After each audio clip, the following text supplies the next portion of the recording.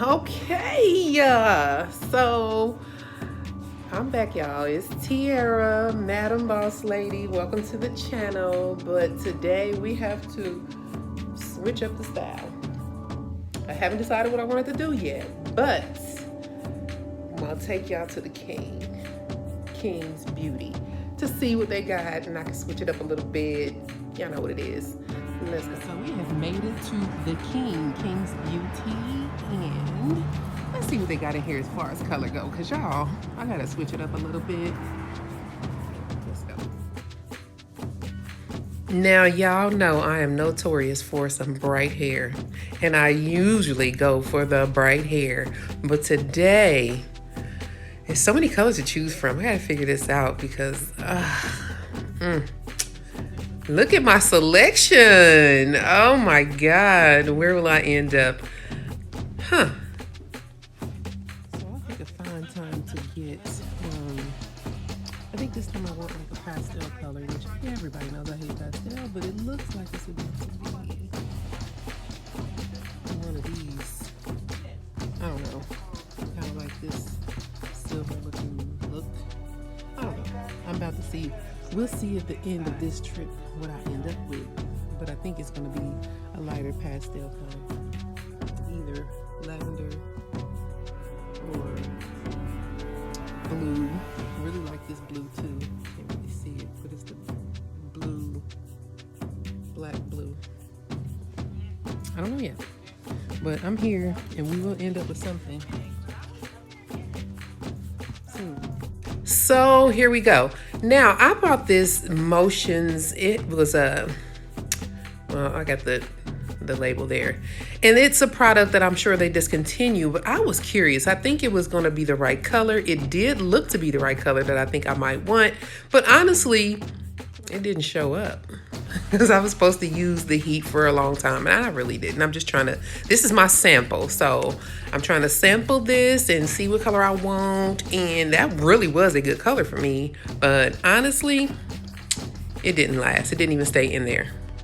Now, just because I know that the colors never are true to what you see on the swatch that's in the store, I always use this little sample thing to figure out what color is really true to the color that I'm using. And this is the powder blue.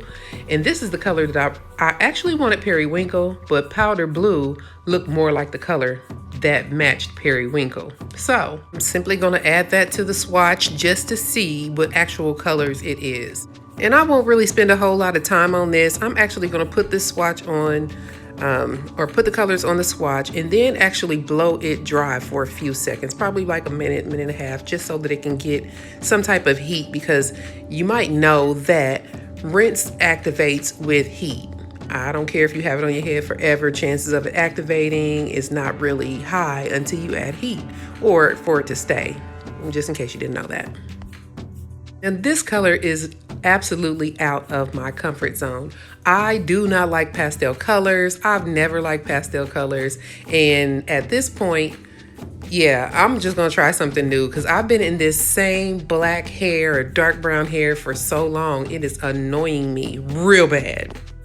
And last but not least, I have periwinkle that I'm adding to the swatch. As you can see, when I put this periwinkle on, it's a lot darker than the baby blue or powder blue or whatever color it is.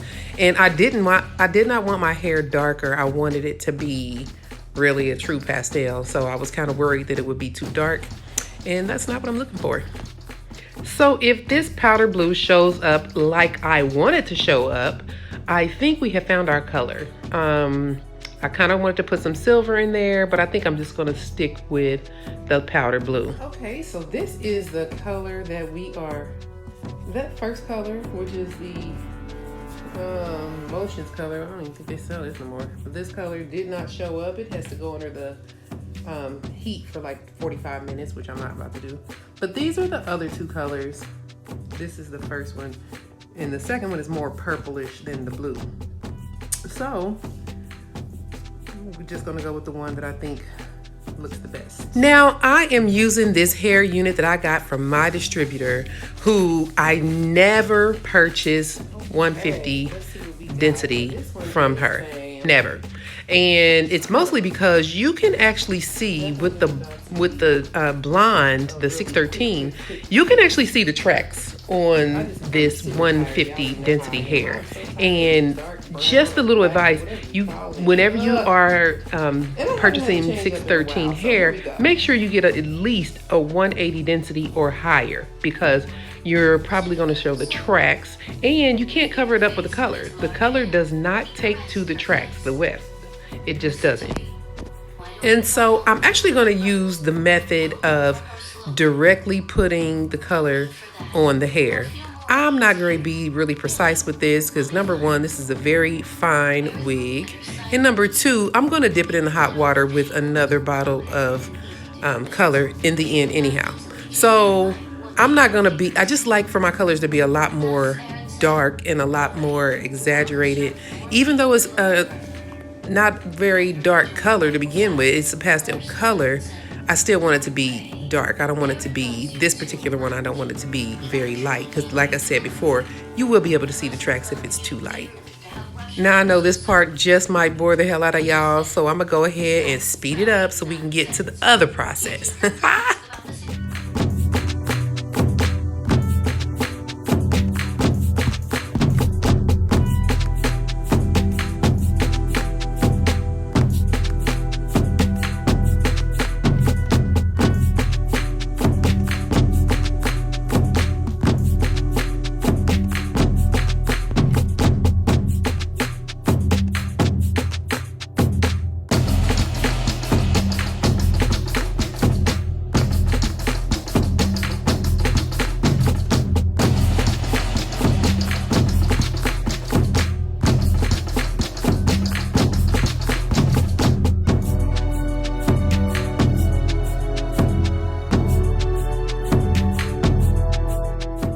Now I have finally gotten this mannequin head out of the dryer for like 20 minutes just to get this in there, kind of heated up a little bit.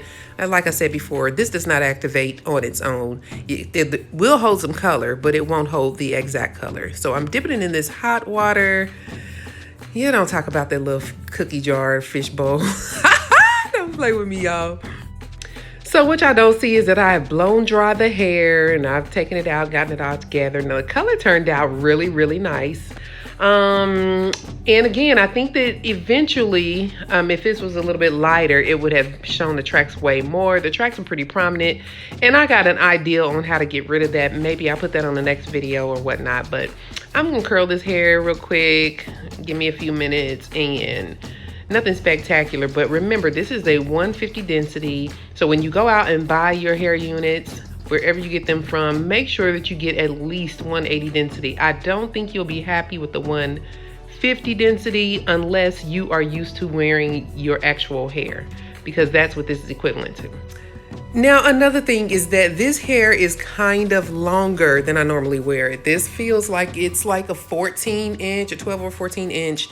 Can't remember which one, but I am not impressed with the bob look. So the difference between a bob and a natural fall is that the bob, as you can see, is a lot shorter in the back so that it can bob above your shoulders, I guess. But a natural fall is the same inch all the way around. So the very front of your hair is going to be 12 inches, and the very back is going to be 12 inches. Over the ears are going to be 12 inches, and at the crown it'll be 12 inches. And that's called a natural fall. But I am trying something new. I never really wear the bob this long. I just don't think it looks as attractive, and I feel like I could be cutting it up a little bit, but I'm gonna do this time just to see, you know, just make it something new. It's me coming out of that old dreary brown or black hair. We coming to something fantastic. If I really need to, I can always cut it later, but I'm gonna enjoy this color and all that it's worth, and you know, see what it's all about. And as I mentioned earlier, I don't like to carry 150 density, but this closure or this frontal to this wig or this hair unit is absolutely 6 inches back from the front, not 4 inches.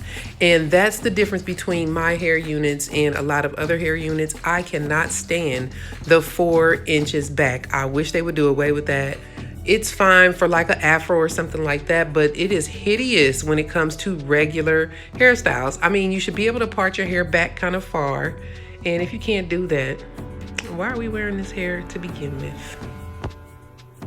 So now that I have your attention, let's address how we install these hair units. I'm not going to go through that right now with this hair unit, but you do know that you do not have to glue these hair units down. People tell me that when they are putting on a hair unit, they don't want to make sure that it doesn't fall off, and so they glue it down and then they take out the edges, XYZ, y'all know the drill. But you don't have to do that.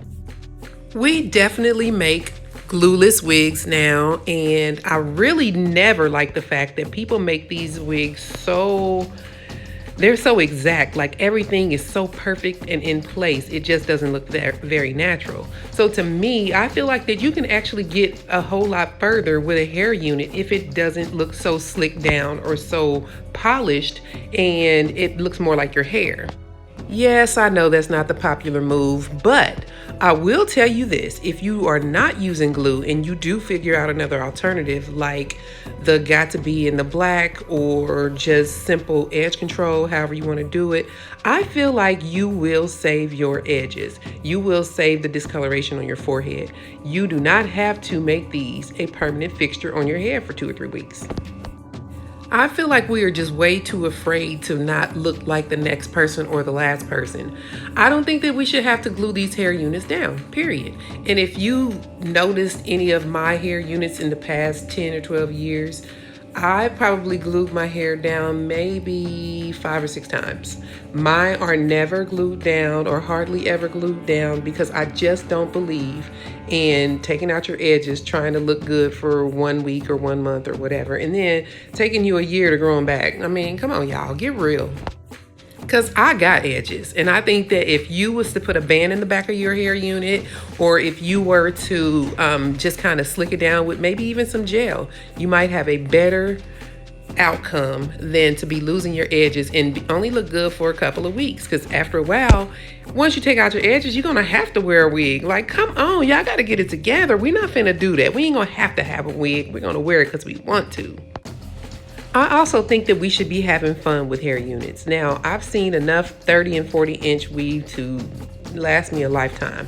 But if you have long hair and you might want to cut your hair short or want to see what you look like wearing a shorter unit or with your hair short, that's when you go and do the switch up, go into the store or order on Amazon or whatever you're going to do and get you a short version. I'm talking about a pixie cut.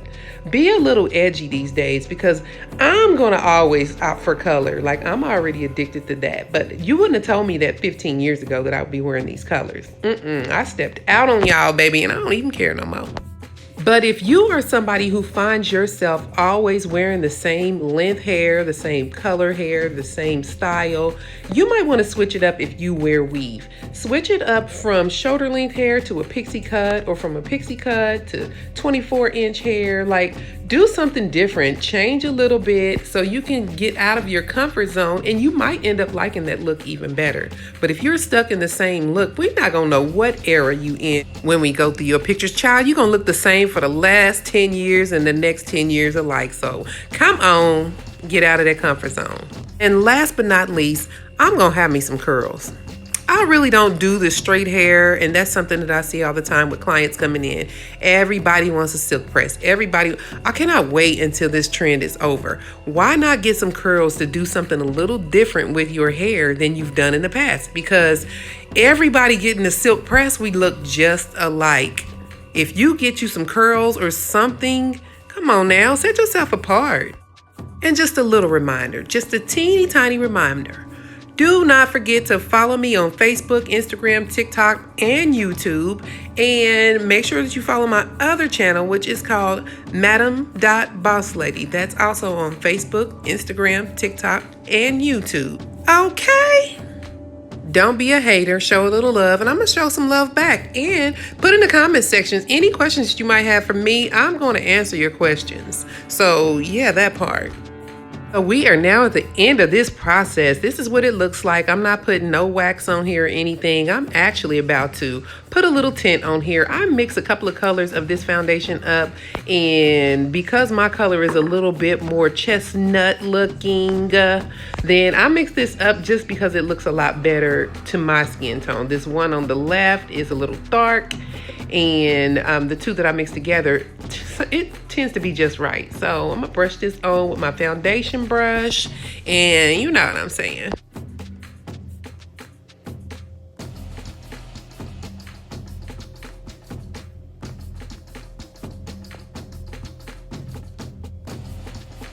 Okay, this is the finished product. I didn't do any gluing down, any of that other stuff. This is strictly sitting on top of my head. I'm gonna come a little closer so y'all can see just how nice the fake melt is. I did not glue this down, and I'm not gonna glue it down because she likes to be free. But this is the result. This is that typical 150 density, which I never get 150 density. I think it's just natural hair. Like, it's not bad right now. But honestly, when it comes to wigs, it wouldn't be thick enough. I would definitely go 180 density or higher, so you can lose hair and color hair, and y'all know all the stuff I do. But anyway, yeah, this is it. Can't tell me nothing. Make sure you follow me on all social media at Vibe Hair Studio, and don't forget to follow me at Madam Boss Lady on all social media. Thanks. Goodbye.